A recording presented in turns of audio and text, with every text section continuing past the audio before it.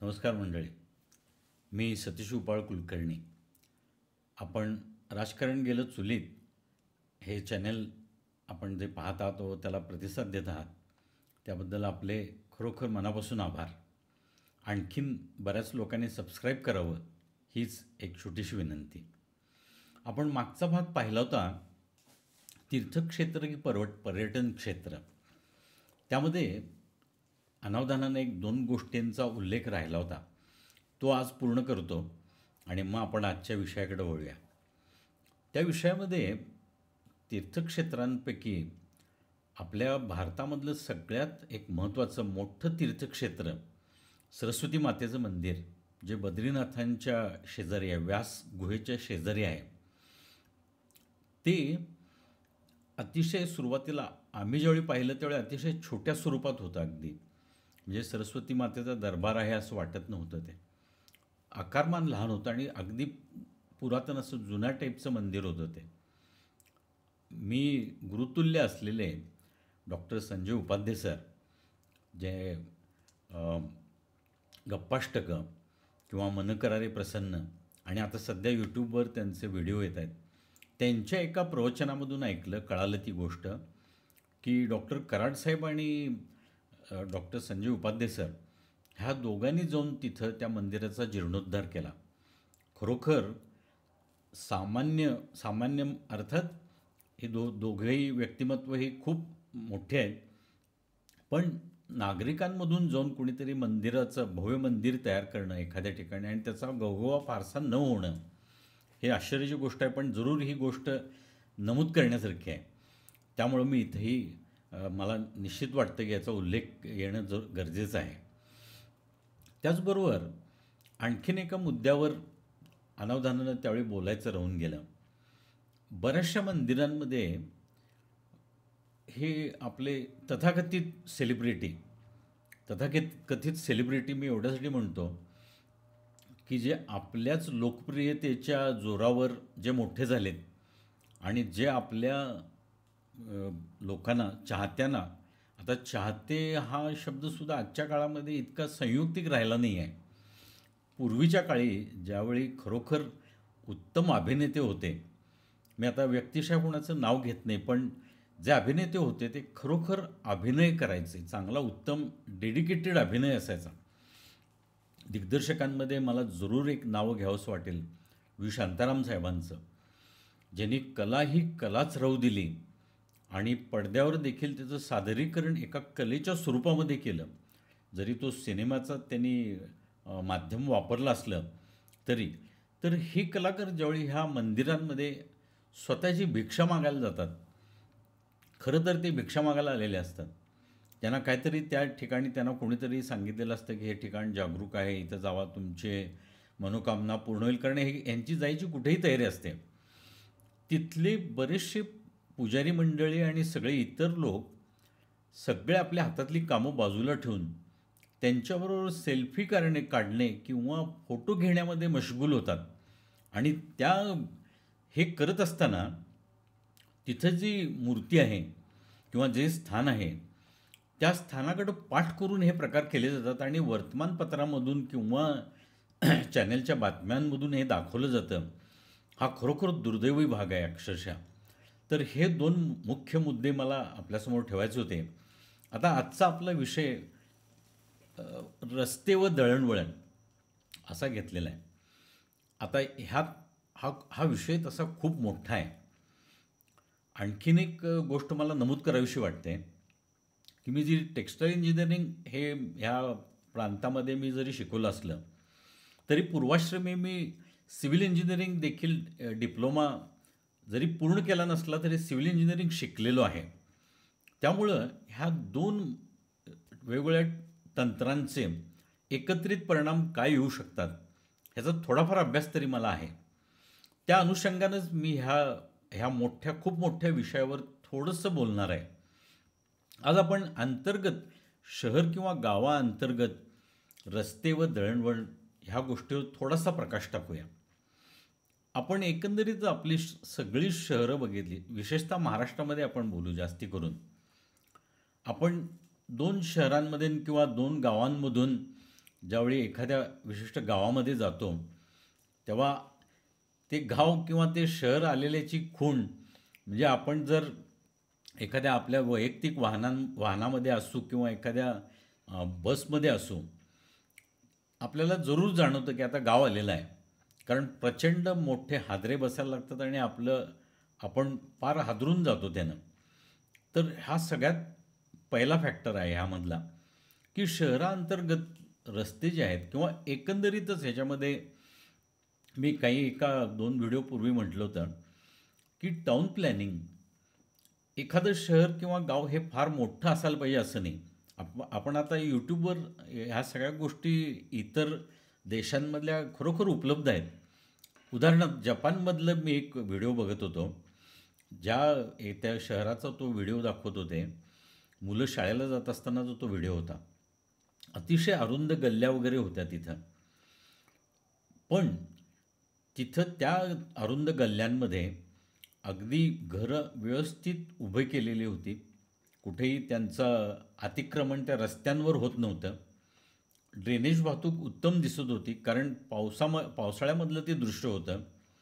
याचा अर्थ water disposal किंवा वेस्ट डिस्पोजल हे अतिशय उत्तम असणार आणि शाळेला जाणारी ती मुलं होती. म्हणजे मुलांना जाण्यासाठी तो रस्ता अतिशय सेफ होता आणि जागोजागी ते शिस्तपालन करत होते. हाही अर्थात एक भाग आहे. नागरिकांच्या बाजूने देखील ही गोष्ट आहेच. मी मागं प्लास्टिकचा उल्लेख केला होता, की बऱ्याच ठिकाणी 2 गावांमधून जाताना प्लास्टिक दिसतं. खरोखर आपण ह्याचा गांभीर्यानं विचार करायची गरज आहे. कुठल्याही इतर कुणाला दाखवायला किंवा आपण G20 समिट वगैरे घेतल्या किंवा त्याचे भाग आहोत म्हणून त्यासाठी नव्हे. पण आपण पारंपरिक आपली जीवनशैली जर बघितली, तर पारंपरिक जीवनशैलीमध्ये त्या इकॉलॉजीमधल्याच गोष्टी घेऊन आपले सगळी संसाधनं वापरली जायची. आता पारंपरिक हा शब्द आल्यानंतर आणखीन एक मागच्या व्हिडिओमधला छोटासा अंश मी इथं बोलतो, की पारंपरिक शास्त्र असा मी उल्लेख केला होता. त्याचा अर्थ बऱ्याच ठिकाणी अशा प्रथा आहेत, की लहान मुलांना जन्म झाल्यानंतर काही विशिष्ट दिवसानंतर आपल्या देवतेच्या किंवा एखाद्या देवीच्या ठिकाणी पायावर नेऊन घालायची. तर अशा अर्थानं मला पारंपरिक शास्त्र असा तो शब्द वापरायचा होता खरं तर. त्याचं मिनिंग ते होतं. तर पुन्हा आपण इकडं वळू. ते उदाहरण बघितल्यानंतर मला आपल्या इथली शहरं वाईट आहेत असं नाही आहे.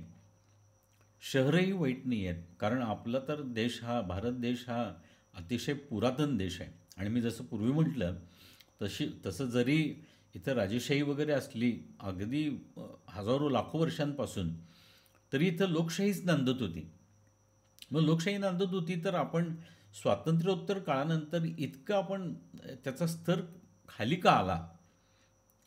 मला बाकीच्या कुठल्या ह्याच्यात काय राजकारण घडलं किंवा कसं घडतं, आज देखील काही घडतं, त्यातल्या काही गोष्टी मी जाणून आहे. पण मला त्याच्याविषयी इथं ह्याचा उल्लेख करायचा नाही आहे. तर गावांमधल्या सगळ्यात आत्ता आपली अडचण काय आहे? वाहनांची संख्या, दुचाकी वाहनांची संख्या प्रत्येक गावामध्ये अमर्याद पद्धतीनं वाढलेली आहे.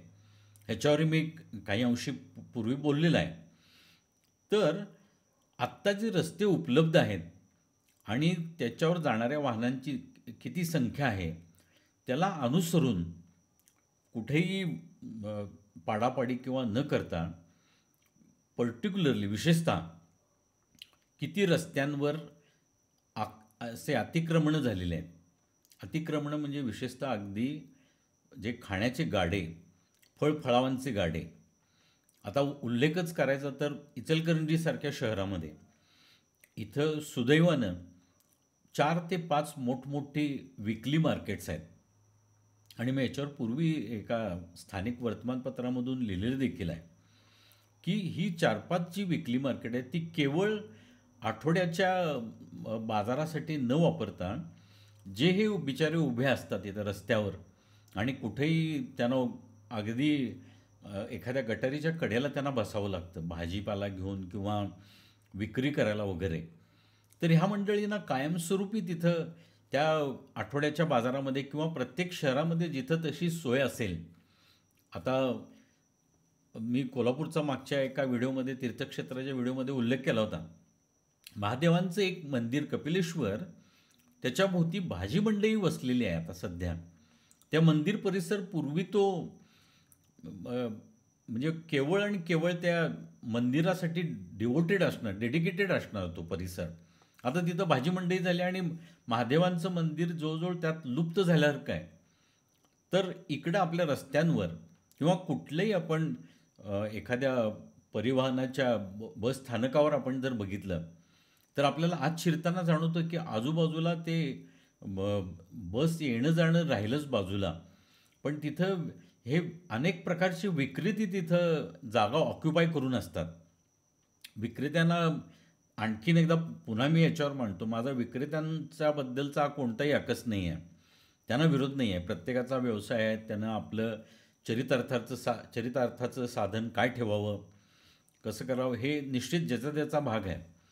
पण यांना जर योग्य ठिकाणी हलवण्यात आलं तर शाळेला जाणारी जी मुलं आहेत, आपल्या इथं बऱ्याच ठिकाणी शहराअंतर्गत बस वाहतूक नाही आहे. कोल्हापूरमध्ये काही प्रमाणात काही अंश आहे, पुण्याला आहे, मुंबईलाही आहे. इतर शहरांमध्ये कितपत आहे मला त्याची विशेष जाणीव नाही आहे, मला माहिती नाही आहे, म्हणजे त्यामुळे मी त्याच्यावर भाष्य करणं बरोबर नव्हे. पण बऱ्याच ठिकाणी शहराअंतर्गत किंवा आता एखादं शहर आहे, निम्न शहर आहे, महानगरपालिका किंवा नगरपालिकेचं शहर आहे, आणि त्याच्या शेजारी राहणारी वसलेली जी खेडेगाव आहेत, तिथून मुलं शाळेला येत असतात.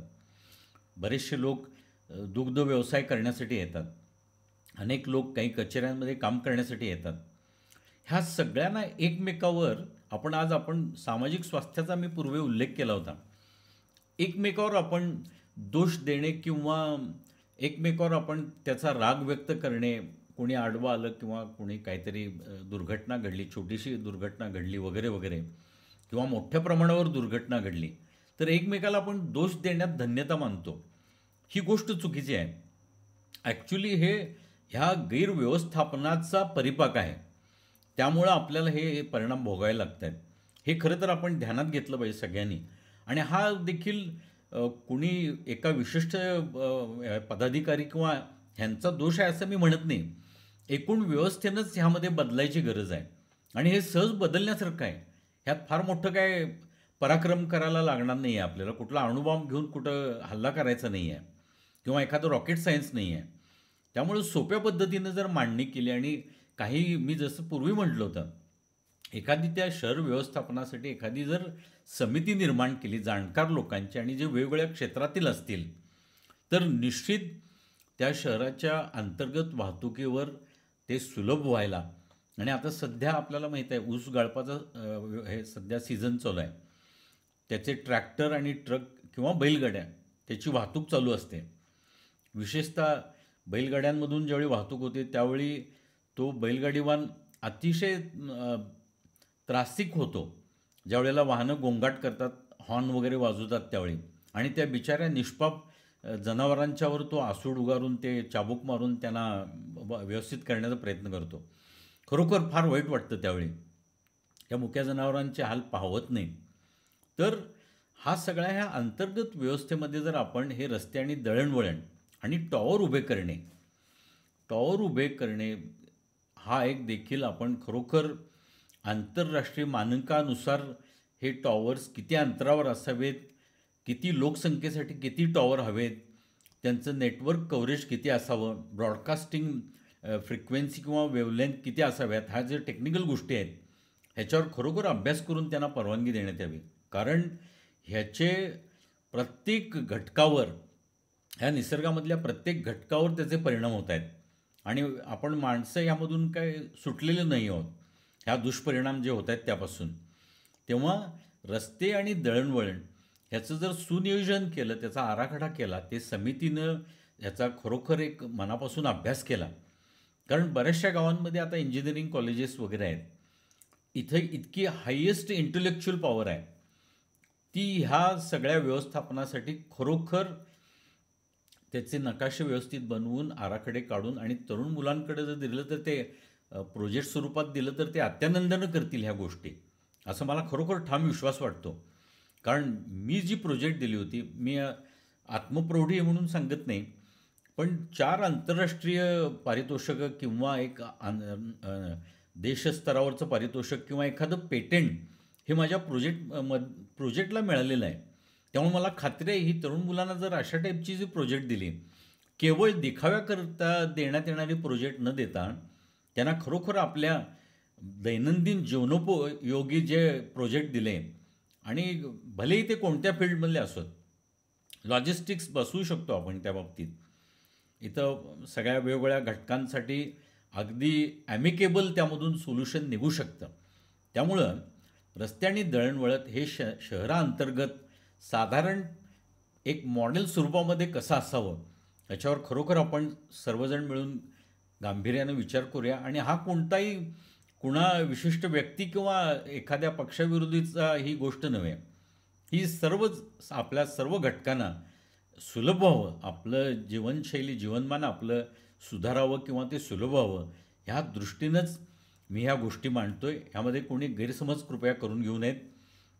तेव्हा आपण आपला शांतपणानं जो ह्या ऐकण्याला जो वेळ दिला आणि माझ्या चॅनेलला जो आपण वेळ देत आहात, सबस्क्रिप्शन कृपया आपण वाढवा. आपले जे परिजन आहेत त्यांच्याकडं देखील हे व्हिडिओ आपण शेअर करा आणि ह्या चॅनलला आणि मला प्रोत्साहन द्या. मला आशा करतो की आपण जरूर हे कराल. आपल्या सर्वांचे खूप मनापासून धन्यवाद. नमस्कार.